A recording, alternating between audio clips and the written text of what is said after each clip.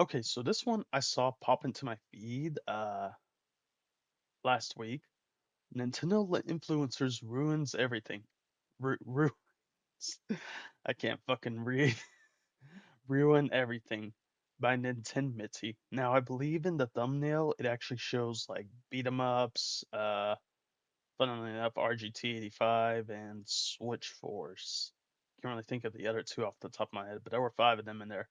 And it got 21K views, so I want to see what it's all about since I'm surprised that I never seen a video like this. I've usually seen comments like it, but not videos. Hiya, Squirt. Today I want to tell you a story. So it's 2023, the hype for Zelda Tears of the Kingdom is through the roof, and it's a very exciting time for a certain lifelong Nintendo fan. Let's call them Bi Curious George. Bi Curious George is fresh out of college and working a shitty teaching job after moving to the most expensive city on Earth. They're completely broke, sober, and kinda ugly, so nightlife in the big city primarily consists of coming home and consuming as much Tears of the Kingdom related content as possible. Almost every day, Nintendo influencers are publishing videos about the game's art book, It's crazy saying Nintendo influencers and putting RGT 85 there. He's like, listen, I'm not a Nintendo YouTuber. I used to be a big fan of his like content, but after a while, I don't know, file wasn't really size, my type of guy $70 price anymore. tag, as well as reports of almost half of the Switch content in the Force and game Nintendo being Prime, those are the other completely two. absent for marketing and left as a surprise upon release. And Bi Curious George just eats this shit up, okay? There's even this one Australian fellow who makes an unboxing video about the then unreleased Zelda-themed Switch OLED, and Bi Curious George is like, oh, this dude is so cool. He's got bead bracelets and a room full of video games and a bunch of fucking hair all over his face. Meanwhile, Bi-Curious George has been sleeping in their friend's kitchen for 10 months and can only grow facial hair on their monkey ass. This all culminates in He literally had to sleep in the kitchen. Guys, we're fucked. As young generations, we're fucked. This is why we hang on to media, because it's like the only one sliver hope we have left in this world. Curious George making a series of very poor financial decisions. Not only do they decide they want to buy the game itself, but also all the accessories surrounding the game, including the 300 and Alright, I wouldn't buy everything for that. Maybe the amiibo, definitely, but everything else, nah. $60 Zelda Switch OLED, even though they already have a regular OLED model, all because they saw people online talking about these products for months on end. When May 12th eventually rolls around and Bi Curious George I mean, you gotta make your money somehow. Like, honestly. finally gets their grubby monkey mitts on their $75 Zelda-themed Switch Pro controller to play Tears of the Kingdom, an astonishing wave of disappointment washes over them. They realize that not only has most of the game's surprise been completely spoiled by Nintendo influencers, but the speculation surrounding the game has exhausted the possibility of it actually living up to expectation. And this sends Bi Curious George into a spiral. They stop playing video games altogether and wander the city streets at night. They tell their bosses to kiss their furry monkey ass and quit their teaching job on the spot. They get carbon monoxide poisoning from a gas leak in the kitchen they're sleeping in, but also never go see the doctor about it because they don't have health insurance. Now, you're probably Dang. wondering what the fuck this story is about. Well, the truth is, it's about me. This is me, okay? This all actually happened. I'm bi-curious. Now, of course, I would never blame this entirely on Nintendo influencers. I was 23 years old when this all happened, and the irresponsible financial choices I made were completely my own. Furthermore, I have since grown to really love and appreciate Tears of the Kingdom in its own way, and it was my decision to listen to these content creators in the first place. But that doesn't mean that their content is above criticism. Time and time again, we've seen how unregulated hype demolishes enjoyment upon release. In fact, I'd argue that when expectations are met or exceeded, it's typically because there are no set expectations to begin with. Breath of the Wild was the first Zelda game of its kind, and while it has plenty of issues, it's also widely upheld as one of the best games of all time because no one could truly expect just how revolutionary it would be. Tears of the Kingdom, on the other hand, was a direct follow-up and therefore had an exact metric by which it was being critiqued, leading to many being seriously let down by the end result. And there are definitely cases of Nintendo overcharging and under-delivering on their product. I'm not trying to let the $100 billion corporation off the hook for the growing resentment towards their brand and solely point fingers at the YouTubers, okay? But these influencers should still take accountability for their content, especially the more prominent ones. So let's talk about it. If you aren't already caught up to speed, a little over a month ago, Wood from Beat 'em Ups, commonly referred to as the largest individual Nintendo content creator probably in the world, announced on his podcast that he heard a rumor about an upcoming Nintendo Direct in July. Oh, this one got, like, I'm gonna be honest, like, when I saw the rumor, I didn't believe it for a second. Like, especially because it was from beat 'em ups. No shame to beat 'em ups, like, no shame, but it's a Nintendo influencer, so I well, mainly I was trying to become a Let's Player, but it's still in the same realm as video games, but like, I didn't believe it. Which we'd hear I'm about surprised a lot of people believed it though. such as Metroid Prime 4 and a new Animal Crossing. This news then disseminated to Reddit, gaming websites, and, of course, other Nintendo YouTube channels, all generating hundreds of thousands of views and piquing interest for Nintendo fans across the board, particularly within the Animal Crossing community who hadn't heard news surrounding a new entry in over 5 years. There was only one problem. It was a lie. It was a lie. It was a lie. And I'm surprised a lot of people are surprised about this because I didn't believe it for a second, like, honestly.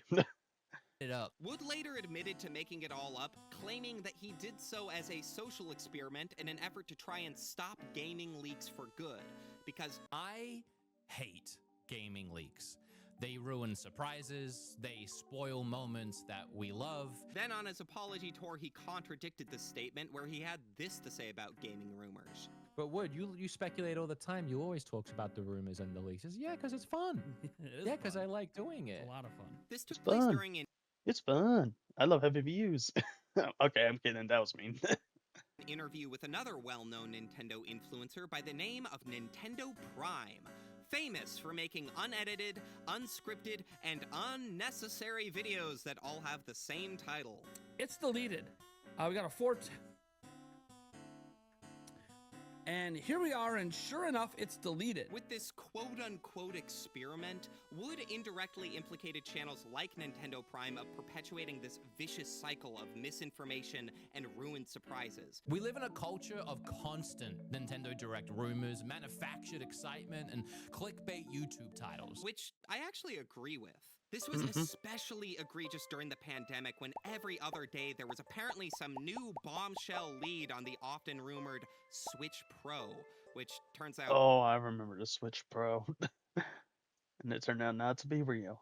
didn't even exist. A few years later, these channels also played a pivotal role in leaking every last detail about the Switch 2 before it was even revealed. But Wood's approach to solving this issue was not only comically mishandled, but his apology for blatantly lying seemed less directed towards his audience and more intent on making amends with his fellow Nintendo content creators. And the funny thing is, I don't like the content from either of these creators. Not only did Wood never fully explain what this supposed plan was to put an end to Nintendo leaks for good, but he's also a massive creator that has no history of spreading false information or gaming rumors in general. So it's ridiculous for him to act like people believing his claims is a confirmation bias gotcha moment. It's also not scientifically sound or ethical, but if you want to hear more about that, I'd recommend checking out this video since I'm not a scientist. And despite poorly paraphrasing the Wikipedia article on confirmation bias and dressing up like a male stripper in a doctor outfit, Oh. Wood isn't one either.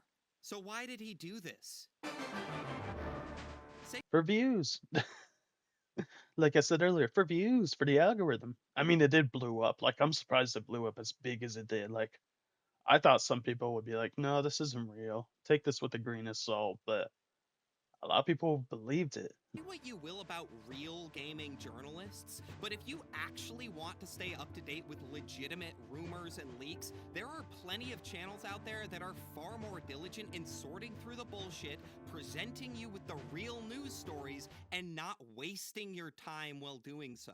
On the other hand, these kind of Nintendo influencers have to make a full-length video every single day and convince their audience that that video features huge, unmissable gaming news, even if it's just a completely unsubstantiated rumor that they heard from Reddit. We gotta dive into something that we actually have some tangible evidence for. Seller on Chinese secondhand marketplace Goofish. And in an age of widespread misinformation and AI-generated news stories, this kind of content does not bode well for those of us actually trying to make something of substance. I think in general, I would just have more respect for this kind of gaming journalism if it wasn't so cowardly.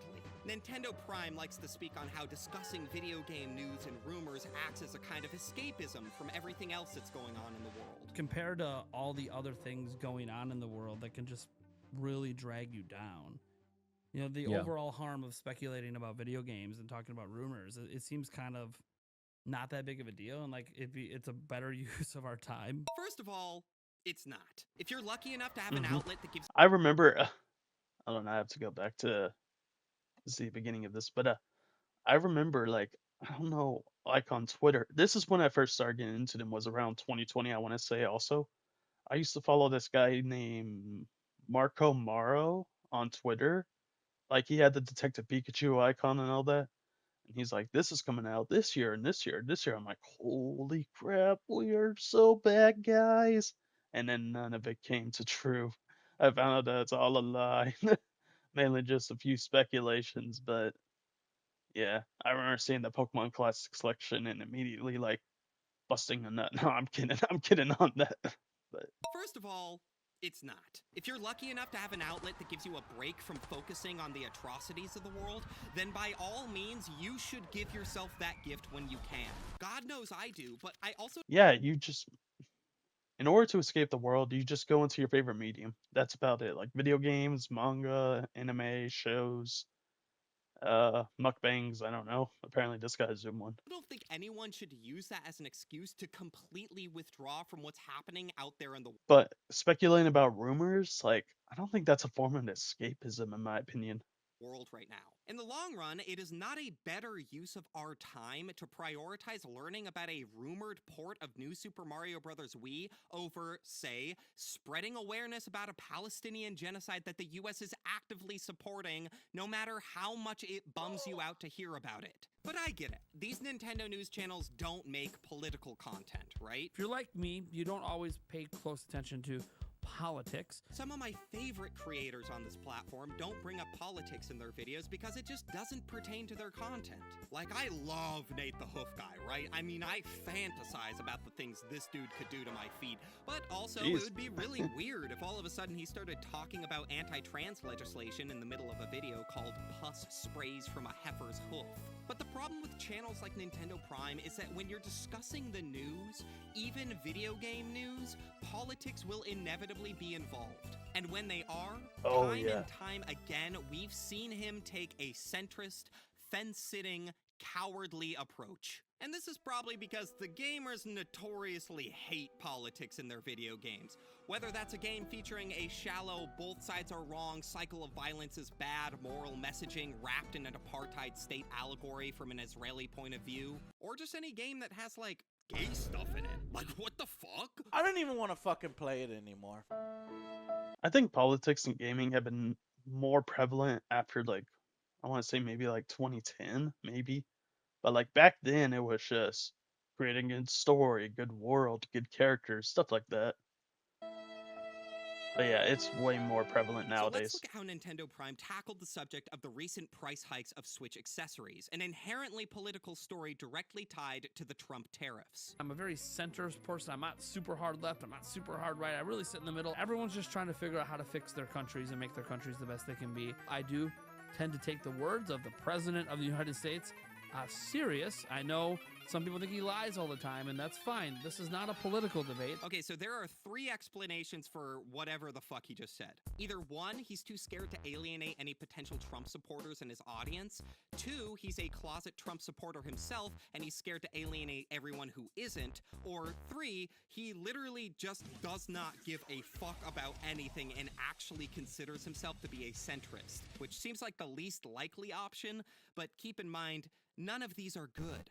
Personally, I'm of the belief that if you have a platform, you should help raise awareness for something as catastrophic and prevalent as, say, a genocide, even if it doesn't specifically pertain to the content you specialize in. But I also understand that people need to consume content that I think it's also like what his statement was just there. What if there are people that don't really understand like what's going on? Like what don't fully understand? Like you can't really just say something without even fully understanding it. Like I don't know, it just kind of eh. provides them with a sense of I mean, I understand it's a bad bad thing going on in the world, but like if you don't fully understand it, why talk about it? escapism from the horrors of the world. You know what's good for that? Playing video games. Watching an hour-long analysis of your favorite game on YouTube. Taking a goddamn walk. This is not good escapism. This is excessively drawn-out gaming news without artistic intent and without a backbone. Look, I know these channels aren't going anywhere because at the end of the day, they're making a living off this content. Mm-hmm. But I really do You got to keep the views going somehow. Believe that the content they make is not only creating false expectations and leading to more disappointment for their followers, but also inspiring their audience to have unconditional brand loyalty to a $100 billion corporation that truly does not give a fuck about them. Personally, I would love to see a pivot away from content that is just pointless Nintendo consumerism, or journalism that relies on breeding artificial hype while shying away from political context even when it directly pertains to the story at hand. Because as it currently stands, this is journalism no more than this is a social experiment. That is to say, it's not. It's catering to single-issue gamers who have grown used to tuning out the state of the world beyond what directly affects them and their favorite hobby. And whether they know it or not, I think it's feeding into a growing resentment against that hobby. It doesn't matter if they tell you to take these rumors and leaks with a grain of salt, because this kind of content creation relies on getting your hopes up enough for you to click on their videos every day. Because when all is said and done, you are clicking on a video of someone who gets paid to be excited for you.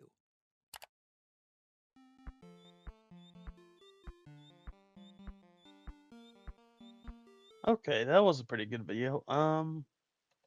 Like he said, they are making money off this, so they have to keep going for it. Like, you gotta keep your views coming somehow. Let's go into the comments, see what it is. What's this one?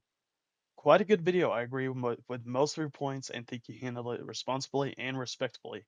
I will say, I've tried to actually find the real leaks and info myself now. Okay, so that's pretty good. Like you consume one of these content influencers and actually source it yourself. So I'm not hyping into up to bogus claims, but ones I can actually vouch for. And while I don't think politics often factor in my videos, I do try to stand for what's right and share my liberal, kind worldviews. Happily calling out Trump's evil nonsense. Okay. I love how RGT85 is on the thumbnail despite claiming he's not a Nintendo YouTuber. RGT85, you are a Nintendo YouTuber at this point. Like, it's been a while since I've gotten into your content because I'm a busy ass adult with the job disease, but still.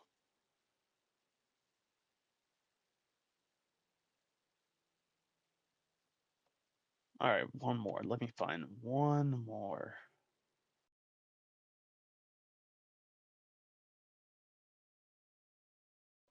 Nothing is worse than seeing them upload the most outrageous titles and then they go on to spend 20 minutes talking about something worth 10 to 15 seconds of discussion. Is there more? No? Okay. Yeah, it is kind of strange, but like that's how they get you. They want you to watch their videos for longer. But yeah, let me know what you think about this in the comments. Let me know who is your favorite Nintendo influencer, and make sure to say it's RGT85. All right, that's gonna be it.